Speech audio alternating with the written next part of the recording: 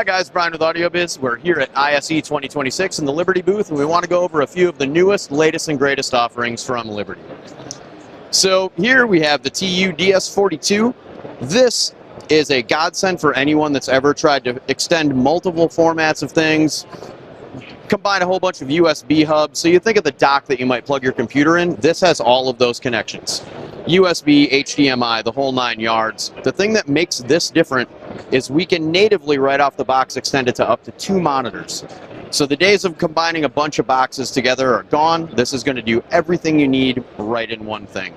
If you don't need quite all of these features, we have our HUC42 set here. And this is going to allow you to do a similar thing, extend some of that laptop functionality up into and from a display. Now if we come over here, this is a little box that does a lot for the right customer. So you can see we've got different connections here for HDMI, SDI, and HD-based-T.